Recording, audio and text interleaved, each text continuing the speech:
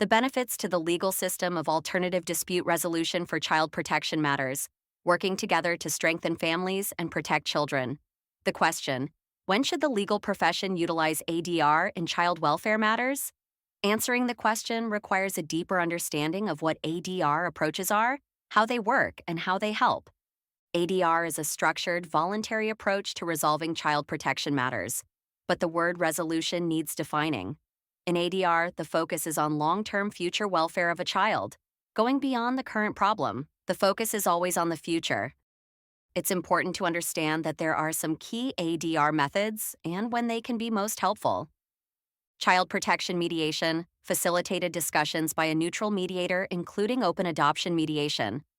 Family group conferencing, family-led meetings set up by an independent facilitator who guides the family decision-making process, ensuring all participants have a voice and contribute to developing a plan that's focused on the child.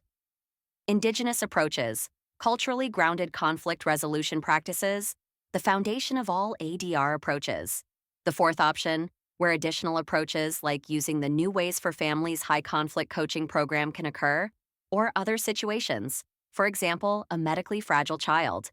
And Ready, Set, Go, a program that provides transitional supports for young people ages 14 to 22 who are transitioning out of care. It is a more recent and proactive approach, offering financial and non-financial support and allowing them to work or attend post-secondary programs while receiving assistance. Where can ADR work? The short answer is everywhere. The key takeaway: early is best. Conflict does not get better with time. It requires management and intervention. Where emotions run high, the idea would be that the ADR practitioners have training in handling those emotions. It's a different approach because conflict expertise is different than legal training. ADR practitioners, such as mediators, family group conference facilitators, and New Ways for Families coaches, undergo specialized, extensive, and ongoing training in conflict, in negotiation, effective communication, domestic violence, and more.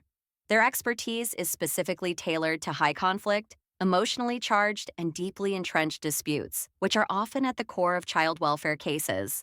Unlike traditional legal professionals, whose training focuses primarily on legal argumentation, case law, and adversarial processes, ADR practitioners are equipped with advanced skills in de-escalation to manage intense emotions and power imbalances, techniques for fostering collaboration, helping families and child welfare agencies find creative solutions that prioritize the child's well-being, and a trauma-informed approach, ensuring that discussions do not re-traumatize parents or children involved in the system. While lawyers are essential in protecting legal rights and certainly in informing people about those rights, ADR focuses on resolving disputes in a way that preserves relationships, empowers families, and leads to more sustainable, child-centered outcomes. This makes ADR a more effective tool for child protection cases, where ongoing cooperation and the rebuilding of trust between families and agencies is a crucial factor. This is critical when we're trying to help struggling families. The idea that conflict professionals have specialized training in these very types of situations is a critical component. Numerous access to justice reform initiatives over many years have led to the following observations and conclusions. The best interests of children must come first. The value of family relationships should be recognized, nurtured, and supported. Conflict should be minimized. Families should be supported and empowered to make their own decisions. The response to restructuring families should be integrated and multidisciplinary, and safety of family members from violence must be assured. ADR practitioners do take training in domestic violence, and they're required to update that every year. These benefits have been identified by the Ministry of the Attorney General and its own Civil Justice Reform Project, stating, "The benefits of ADR include reduced costs, faster resolutions, and outcomes that are satisfactory to all parties involved." Section 17(1) of the Child and Family Services Act says, "If a child is or may be in need of protection under this act, a society shall consider whether a prescribed method of ADR could assist in resolving any issue related to the child or plan for the child's care." Also, it's child-centered. Research has confirmed the importance of children being the center of decision-making regarding them. It's less adversarial. It does encourage cooperation and discussion instead of a legal battle with an adversarial process. It's more efficient, resolves cases in weeks or months rather than years. There's stronger family engagement. It empowers parents and extended family to be part of solutions, and certainly to have a voice. This results in better outcomes. Families are more likely to comply with agreements they help create. What types of cases can be dealt with in ADR? There's really no type of case that should not be attempted to be resolved in ADR. It's important to note that sometimes well-meaning professionals think there's too much conflict or there's too high of a risk of domestic violence to do mediation or other ADR approaches. But the reality is that the only professionals currently required to take training in domestic violence and power imbalances are the ADR professionals. Common scenarios for ADR include neglect or abuse concerns, parental conflict or separation, especially high conflict separations, resource and support challenges, where families are struggling with financial instability, mental health concerns, or lack of community support, which might be a good indicator for family group conferencing or Indigenous supports. Cultural or relational breakdowns, families needing help navigating diverse cultural or relational dynamics, often exacerbated by distrust of formal systems like Children's Aid Society or the courts. ADR offers an opportunity to be more collaborative to get the voices heard for people to feel more honored in the process. For families, the benefits include less adversarial dynamics, resulting in a reduction in the level of conflict they experience. Empowerment.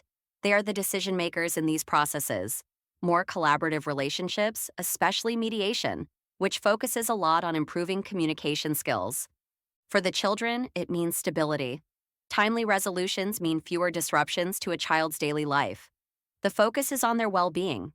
Decisions are also child-centered and result in a reduction in trauma. Avoiding court battles minimizes the stress and emotional harm to children caught in the middle of a conflict. What type of choices are there with ADR? Mediation. Here's a definition by Christopher Moore: a conflict resolution process in which a mutually acceptable third party who has no authority to make binding decisions for disputants intervenes in a conflict or dispute to assist the parties to improve their relationships, enhance communications, and use effective problem-solving and negotiation procedures to reach voluntary and mutually acceptable understandings or agreements on these issues. Child protection mediation happens by referral from a Children's Aid Society, but it could be from anyone. The mediator meets with each party individually to separately screen for domestic violence and develop the rapport necessary to work with the family. The mediation sessions take place whether everyone's in the same room, or only some people are in the same room, or people are in different rooms, and the documentation of the resolution takes place. These are usually quicker resolutions, in 4 to 8 weeks, sometimes a few months, and definitely less stressful.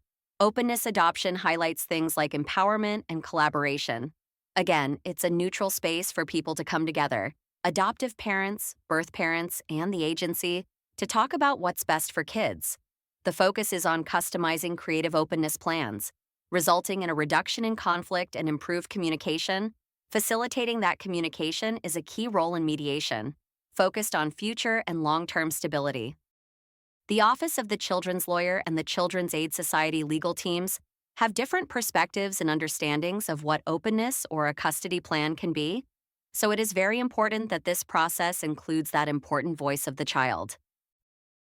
The fourth option, as a standalone or in conjunction with child protection mediation, the New Ways for Family program based on the work of Bill Eddy at the High Conflict Institute, is an example where each parent is assigned a coach who's trained in providing 6 intense lessons on flexibility, handling emotions, and communicating with their former partner.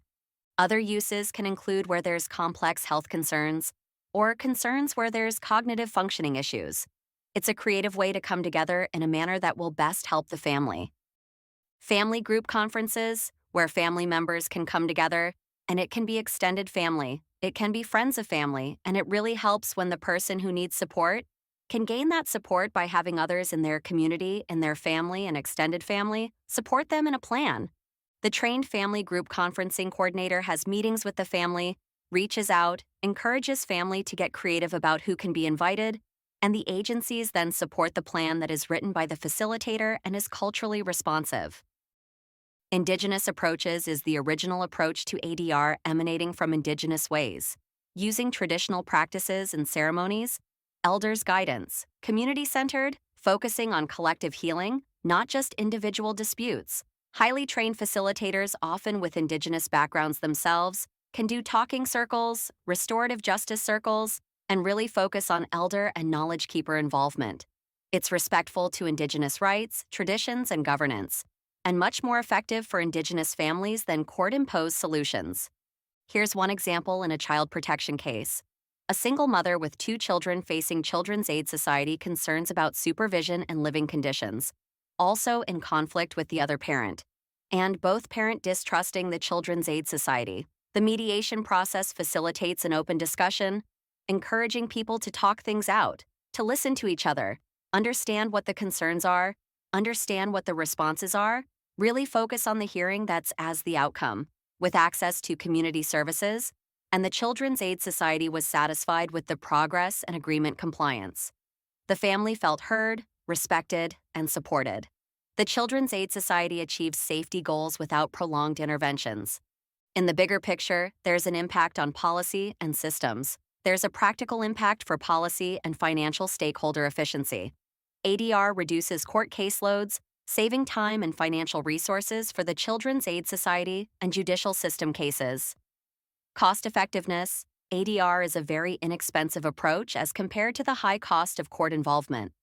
The key takeaway is that ADR strengthens families, improves child outcomes, enhances system efficiency, and ADR practitioners are trained to facilitate the kinds of conversations and use the types of approaches that help families the best. An increased use of ADR frees up court system resources for the matters that do really require court, for example, when a party is non-cooperative or for urgent safety issues. Take the time to review the other resources available at ADR-LINK.ca. All forms are available on the website as well. Refer to ADR-LINK as early in family involvement as possible, as soon as it looks like there needs to be better communication and collaboration between them and you or each other. Reach out to the ADR-LINK manager for support.